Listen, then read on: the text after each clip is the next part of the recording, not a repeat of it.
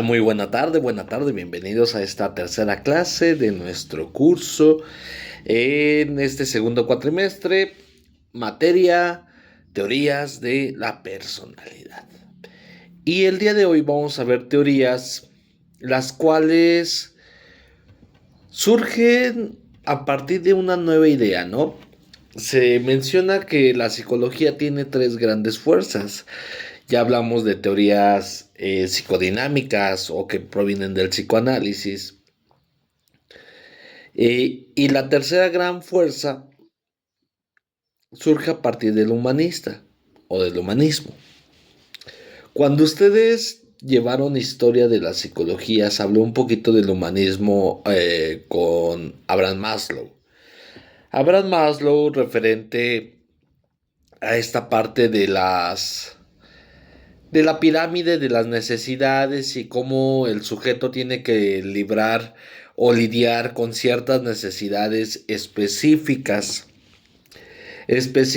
para poder llegar a la autorrealización. Eso no es nuevo para ustedes, vaya. Eso es algo que se puede entender. Para no ser tan repetitivo el asunto, hoy vamos a ver un tipo de terapia centrada en el cliente o la terapia centrada en el cliente, que es una propuesta desde el humanismo a través de Carl Rogers. Carl Rogers, al igual que Abraham Maslow, son de los principales fundadores del humanismo, el cual va a estar desarrollando este tipo de terapia, este tipo de teoría para hablarnos sobre el ser humano y retomarlos desde la personalidad, ¿no? Recuerden que todas las diapositivas, todo lo que vayamos haciendo, pues lo van a poder encontrar en la Biblioteca Digital México, al igual que los libros correspondientes a sus tareas, ¿va? Entonces, para darle inicio y no hacer un video totalmente largo, muy duradero, pues vamos a empezar a hablar de Carl Rogers, ¿no? Y me gustaría empezar con una frase. La vida no es un problema que tiene que ser resuelto, sino una realidad que tiene que ser experimentada. Soren Kierkegaard. Al final y al cabo, el humanista no ve al paciente como un paciente precisamente, sino lo ve como un cliente o un consultante, el cual está yendo a pedir un servicio porque él lo mencionaba, ¿no? El paciente es aquel que está enfermo, pero en este caso él le decide llamar cliente porque decía, no, no estás enfermo, simplemente estás viniendo por un servicio para arreglar un malestar psíquico. Entonces empieza a tener toda esta revolución. Claro está que estas son de las teorías más recientes, digamos que entre nuestra psicología. ¿Por qué?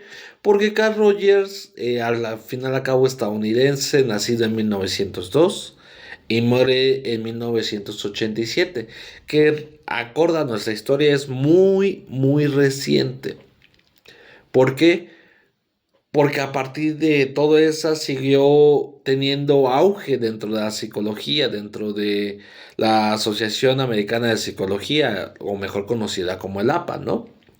Es uno de los autores cuyo pensamiento ha ejercido mayor influencia en la práctica psicológica clínica contemporánea.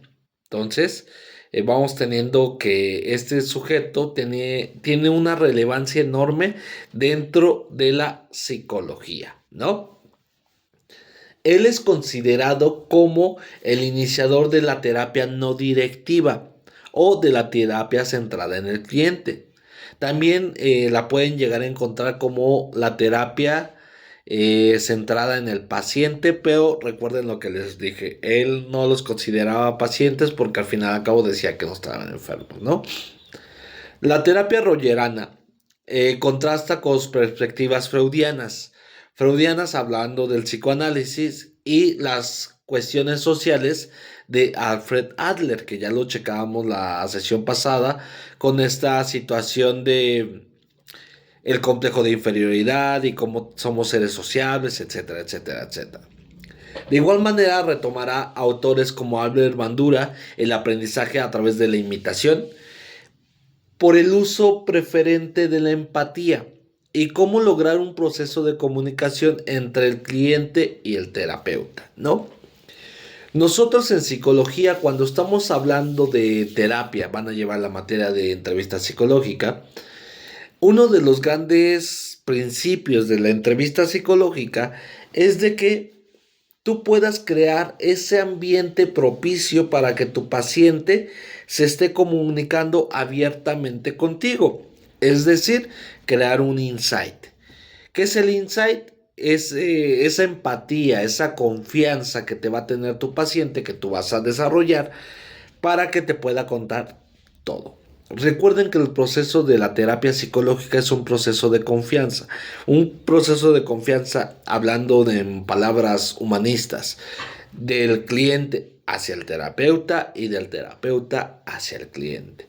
Una terapia basada en mentiras no se puede dar. Y esa situación se tendría que llevar en toda área médica. Es decir, si mi paciente me está mintiendo, si mi cliente me está mintiendo, seguramente yo erraré en mi situación de diagnóstico y por ende pues no se va a poder dar algo adecuado. Como contexto histórico tienen que entender esto. Antes de la Segunda Guerra Mundial, se ocupan problemas relacionados con la criminalidad. Recuerden que en esta situación, cuando se desata la Segunda Guerra Mundial en Estados Unidos, empieza un declive enorme. ¿Por qué? Porque gran parte de su población las mandaban pues, a la guerra, ¿no? Recuerden que el sistema, no puedo decir judicial de Estados Unidos, sino el sistema del ejército, es un sistema obligatorio para todo estadounidense, que tienen que cumplir, me parece, no les quiero engañar, creo que es 1 año, 2 años de servicio en el ejército, todos los varones, ¿no? Para la mujer es creo opcional. En esta situación es obligatorio, dado a que si tú no cumples con ese servicio militar, pues eres acreedor a años cárcel, ¿no? Cuando se desata estas guerras mundiales, imagínense a toda esta sociedad que fue enviada a que lidiara pues, con los conflictos bélicos y gran parte de los recursos iba para la guerra. ¿Qué es lo que pasaba? Pues se empezaban a descuidar muchísimas situaciones. En estas situaciones, pues se descuidaba toda la parte social y por ende, pues la criminalidad de los adolescentes se iba aumentando, ¿no? Eran los adolescentes difíciles. Recuerden que en la cultura americana, hablando específicamente de Estados Unidos, la crianza es totalmente diferente. ¿Por qué? Porque las leyes son muchísimo más explícitas y se cumplen, realmente se cumplen, ¿no? Entonces, el maltrato hacia un hijo está sumamente penado. Por lo cual, pues tú puedes ver tantos programas, ¿no? Donde el hijo le está pegando a la mamá, o le está gritando, o se fue de la casa, hay balaceras, y sí, porque hay muchísima más libertad en esa situación ante la obtención de ciertos derechos. En cambio, por ejemplo, culturas latinoamericanas, tú haces eso y creo que pues es una parte para excomulgarte. Y es esa situación que muchas veces en la cultura latinoamericana, pues no se da. ¿Por qué? Porque la situación cultural es muy diferente, ¿no? ¿Qué pasaba con todos estos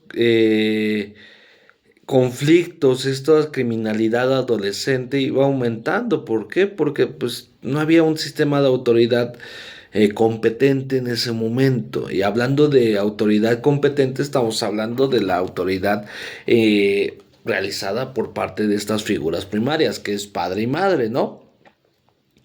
¿Qué conflictos llegaban a producirse? Era conflictos de naturaleza sexual. De naturaleza sexual no siempre me voy por una cuestión de abuso sexual, ¿no? Abuso, una violación, no. Muchas veces era el golpear, el agredir a otros sexos o el mismo sexo, esa convivencia inadecuada que se llega a tener, ¿no?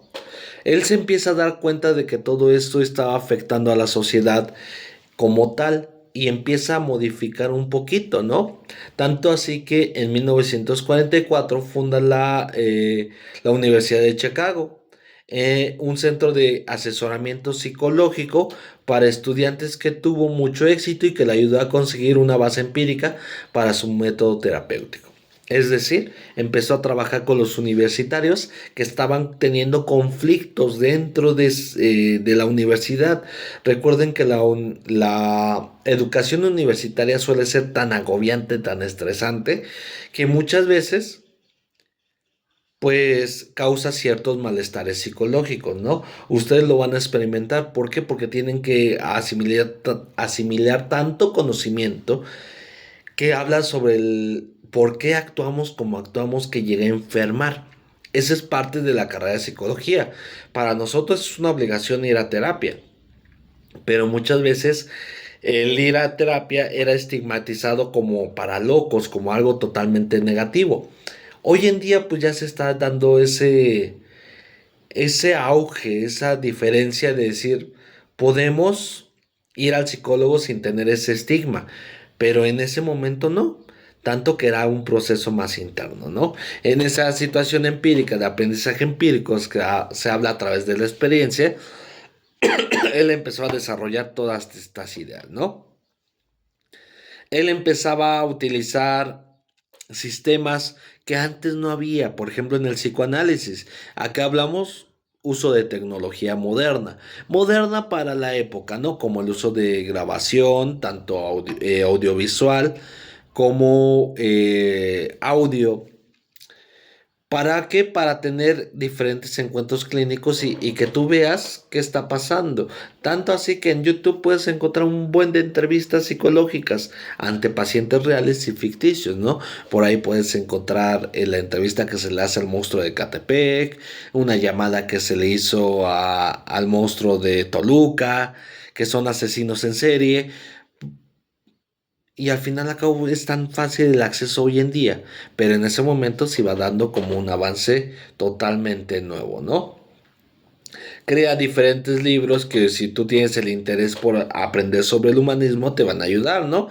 El counseling y la psicoterapia y las relaciones humanas, la terapia centrada en el cliente y el on become person o cómo convertirse en persona, ¿no? En esa parte, Carl Rogers empieza a tener ciertos avances, ciertos aportes a su teoría, ¿no?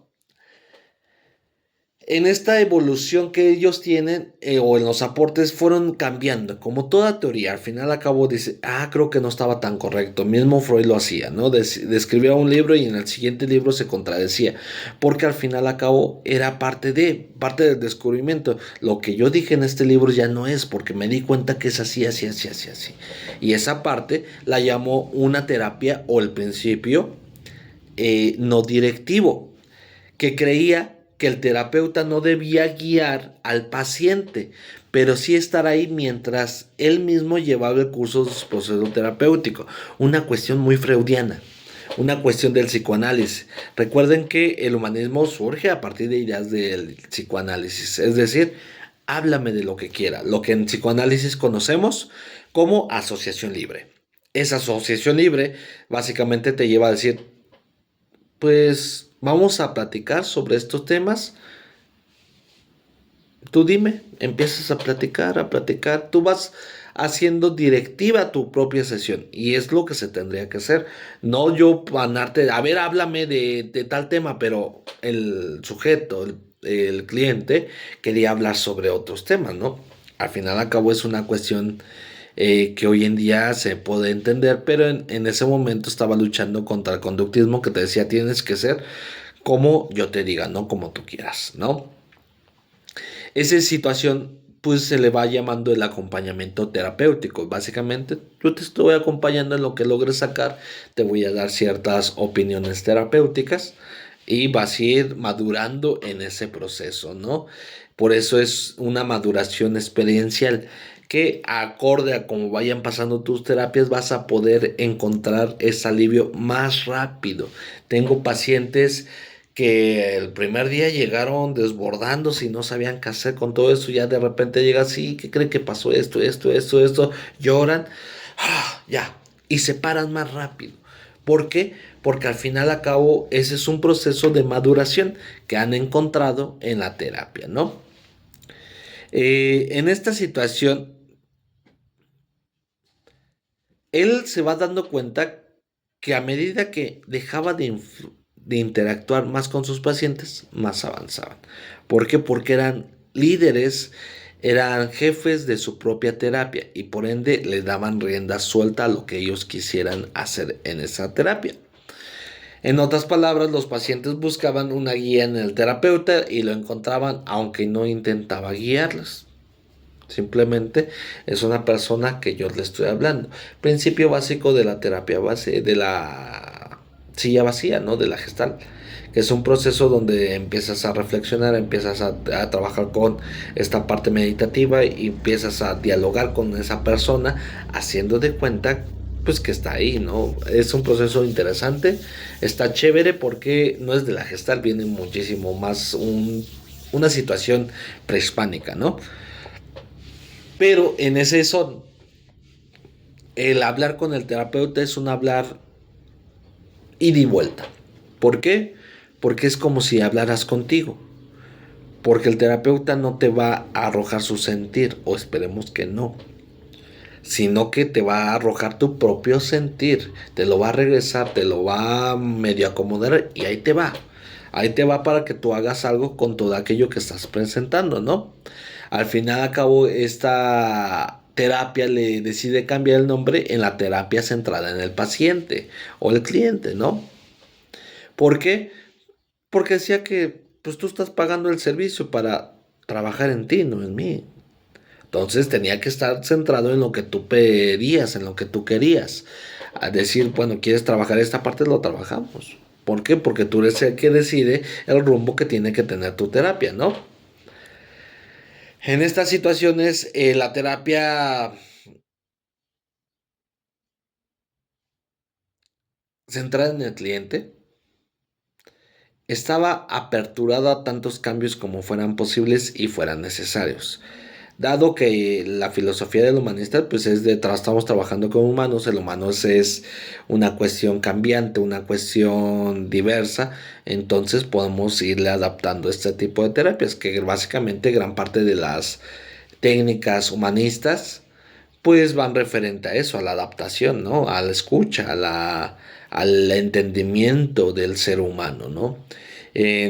Tal vez como crítica en esta situación, muchas veces el humanista se presta a más cosas, ¿no? Me ha tocado ver ciertos humanistas que se prestan a la palabra de aliento, al apapacho.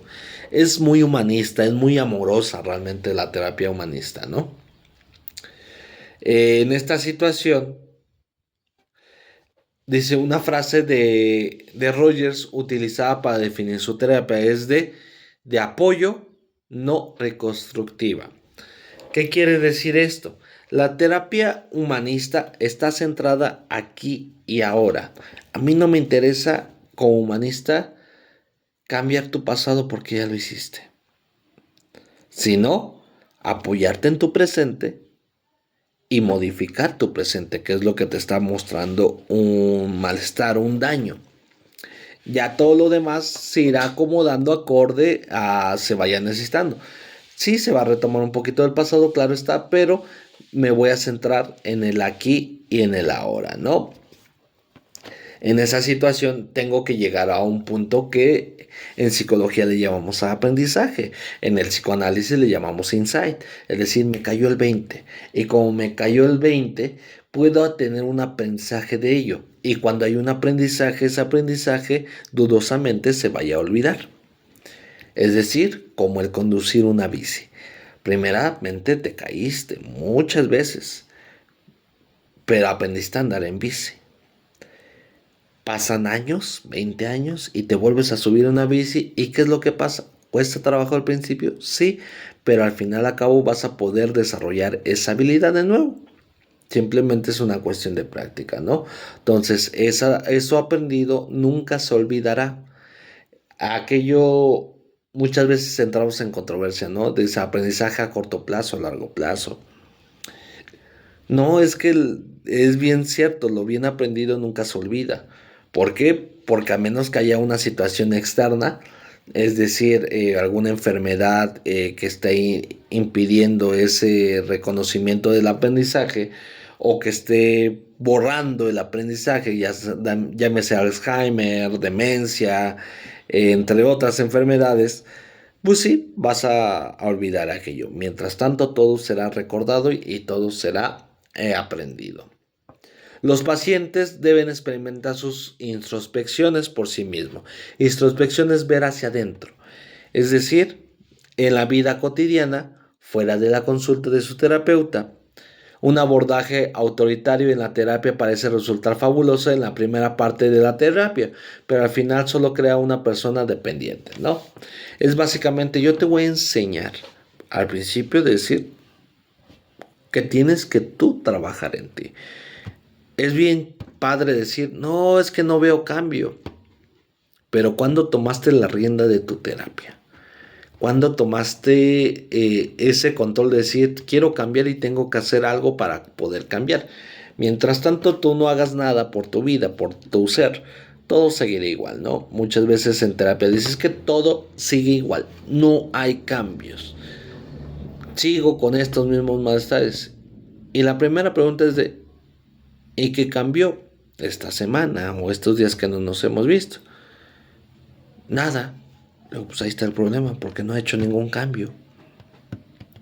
Cuando al paciente se le da las riendas de su propia terapia, él tiene que experimentar el vivirlo junto con el terapeuta, pero también vivirlo dentro, fuera de ese consultorio, de ese acompañamiento, ¿no?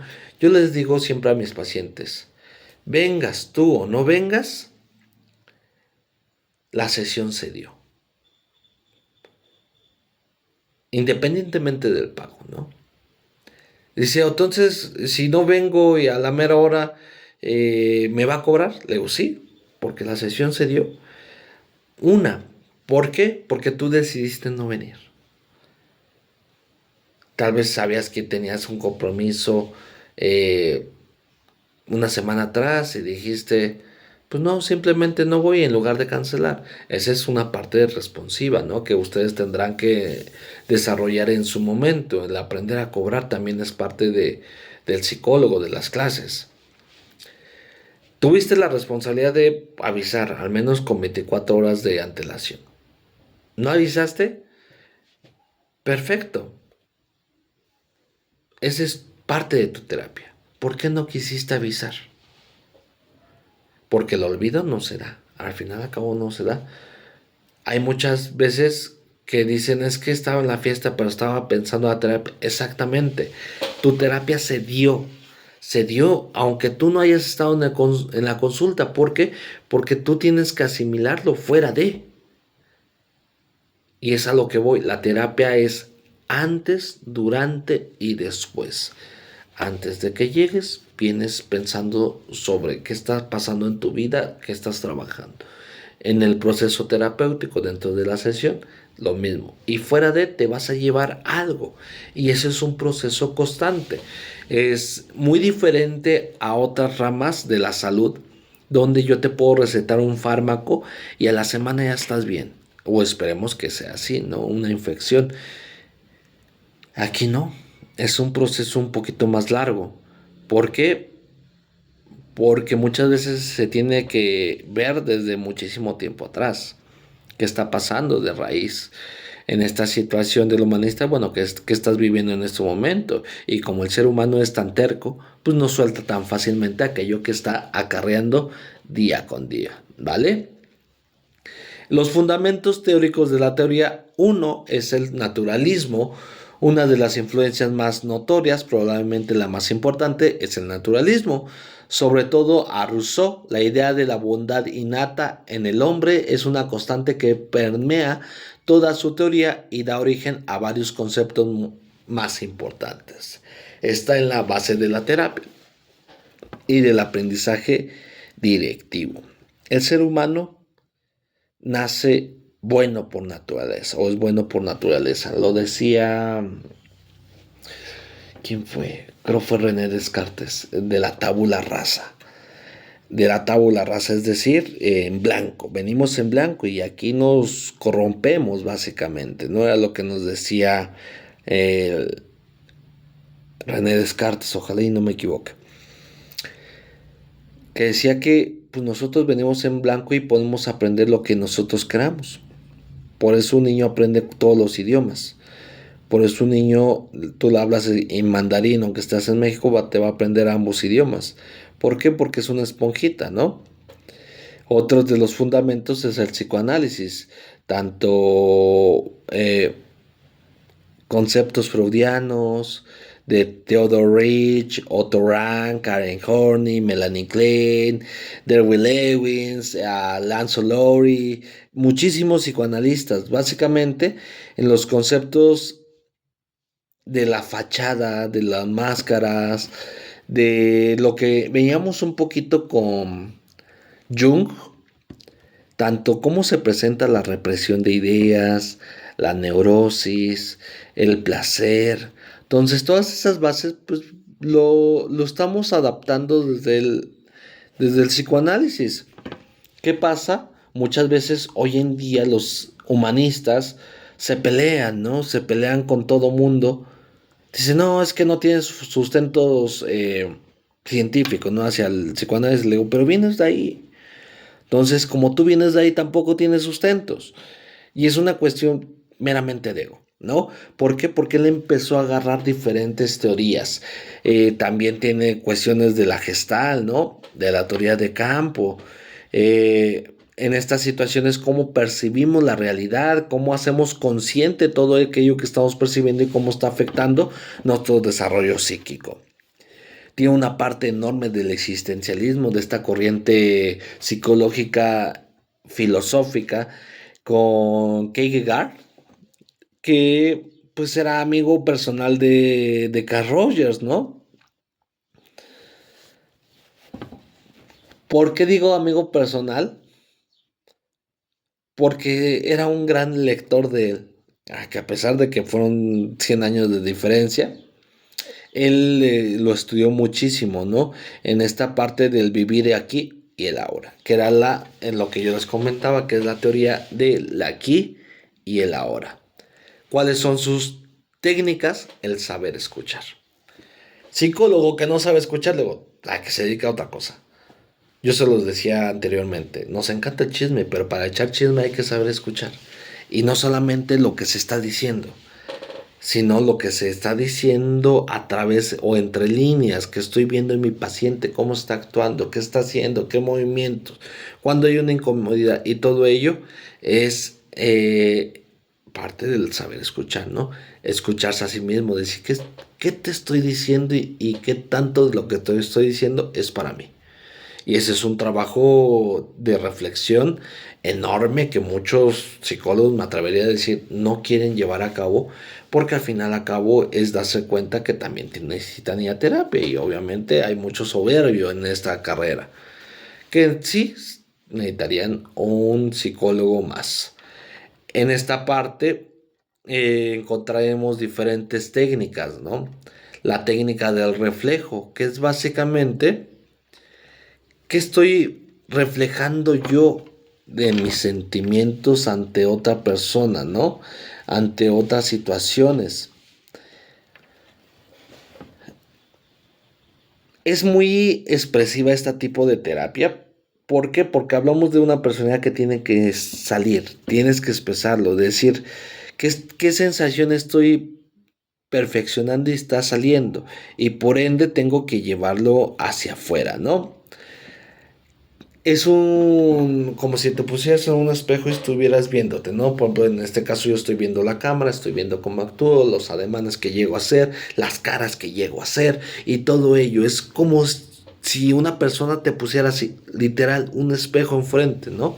Y hay quien sí lo hace, te pone el espejo enfrente y háblale, mírate, mírate, mírate, mírate. ¿Por qué? Porque tiene que ver con ese reflejo, ¿no? Hay reflejos de experiencia, apertura ante todas ellas, una vida experiencial. En esta terapia es la terapia del no. El terapeuta no tiene el objetivo de conducir, controlar al cliente. No tiene la intención de diagnosticar. No crea planes de trabajo ni estrategias. No toma responsabilidad por sus clientes. No realiza historias clínicas. Las historias clínicas ahí, pues, sí, se tiene que hacer actualmente por ley, ¿no? Pero al final, a cabo, en esa situación, el, el no yo dirigirte te va a dar el control de tu vida. Recuerden que toda terapia está enfocada a que solucionemos tus problemas, pero no va a ser para siempre. Te tengo que dejar ir. Es como echar a los polluelos a volar. Es básicamente yo ya te escuché, yo ya te crié. Ve y darte la torre. Y es parte de toda esa situación. Por eso yo no tomo responsabilidades por mis clientes o por mis pacientes, ¿no? ¿Por qué? Porque no me toca decidir. Es, por ejemplo, el psicólogo no da consejos. ¿Por qué? Porque si te va bien, perfecto, eres el mejor psicólogo. Y si no, por tu culpa lo hice. Y se vienen unas cuestiones legales enormes. Entonces nosotros decimos, no, es tu decisión. ¿Pero qué hago? Lo que tú desees. ¿Pero cómo? Como tú desees. Ay, es que no me va a decir, para eso le pago. No, porque es tu vida. Y se les explica, ¿no? Imagínate que te va bien. Felicidades, eres fregón. Y si no, por tu culpa. Y por eso estoy mal. No, es una decisión que tú tienes que hacer con responsabilidad, ¿no? Hay que evitar hacer preguntas confrontantes o dirigidas. Es decir, por eso yo le decía, es muy amorosa. Realmente es muy apapachadora porque no te confrontan. En lo particular, yo soy una persona que en terapia, eh, de mi base es psicodinámica, es psicoanalista. Eso lo tengo bien claro y no es un secreto para nadie. Llego a ocupar de otras corrientes, claro que sí, luego no me cierro ni me peleo con ninguna de ellas, luego están todas chéveres. Pero en esta parte, al menos yo, por mi parte psicoanalítica, yo soy muy confrontante, es decir, te digo lo que duele, ¿no? Muchas veces me decían, tal vez ayer, sí creo que fue ayer, decía, es que me están ofreciendo un trabajo en otro estado. Y llegaba muy motivado, primero todo decepcionado por unas situaciones que pasa y todo muy motivado y decir, sí, es que sí, yo me merezco el trabajo, yo sé que lo voy a poder y así, así, así, así. Le digo, espérate, date cuenta, ¿realmente quieres aceptar o simplemente estás buscando una huida a tus problemas de aquí como la vez pasada? ¿No? Y se queda así de, luego, si es porque tú quieres, adelante, ve y obtén el trabajo, que sea tu sueño. Pero si es por huir de las situaciones estresantes aquí, pues mejor piénsalo, ¿no? ¿Por qué? Porque aquí o allá vas a hacer las mismas situaciones. Por eso la situación no confrontante es muy humanista. No hacen interpretaciones del comportamiento del cliente. ¿Por qué? Porque tienen que verlo globalmente. Muchas veces tengo pacientes, clientes que llegan así y están todos ansiosos. Para ellos decir, bueno, ¿qué está pasando? No te voy a evaluar solamente con tu movimiento. Para mí sería ansiedad, pero tal vez ellos se detienen para escuchar un poquito más, ¿no? No deciden la duración del tratamiento porque al final al cabo es un cliente que estás pagando un servicio y tú puedes decidir cuándo suspendes el servicio, ¿no? Que eso es básicamente todas las terapias, pero usualmente se da un plan de acción, ¿no? ¿Sabes qué? Por ejemplo, en la cognitivo-conducta que la verán en la siguiente sesión. Es decir, vamos a trabajar por 16 sesiones, 8, 12, 16 sesiones por esta situación. A las 8 sesiones veo que estamos bien, pues ya se termina el tratamiento y se acabó, vete. En esta situación no. Al final acabó, el cliente si quiere seguir yendo un año, 2 años, adelante. Pero que no sea por la misma situación. Y nos aplican pruebas psicológicas. En esta parte de las pruebas psicológicas, en ese tiempo serán más una cuestión psicométrica y proyectivas, ¿no? Más proyectivas, porque las psicométricas son más actuales, ¿no? Para el terapeuta, pues tiene que haber congruencia, empatía, respeto y estas situaciones que te van a ayudar a tener ese conecte con el paciente o el cliente, ¿no? Se puede aplicar en diferentes ámbitos, problemáticas, sí, ansiedades, alcoholismo, agorafobia, dificultades interpersonales, en lo que tú quieras. Obviamente, pues hay quien te va a decir, es que esto es mejor con otro tipo de terapia, sí, pero es como cuando tú vas a comprarte ropa. Si a ti te quedó la ropa y te gustó, adelante. Aunque a todo el mundo te digas que está horrible, no pasa nada. Al final al cabo tú eres quien la va a utilizar, ¿no? Y ya por último terminamos con este tipo de terapia, ¿no? Dice con una frase, me doy cuenta que si fuera estable, prudente y estático, viviría en la muerte. Por consiguiente, acepto la confusión, la incertidumbre, el miedo, los altibajos emocionales, porque ese es el precio que estoy dispuesto a pagar por una vida fluida, perpleja y excitante. Básicamente, la vida es así. Si no quieres, decía Friedrich Nietzsche, no me acuerdo en qué libro lo decía. Si tú no estás dispuesto a tomar las riendas de tu vida, siempre le servirás a alguien más. Entonces, de eso se trata la terapia centrada en el cliente. Les agradezco, les deseo un excelente día. Hasta luego.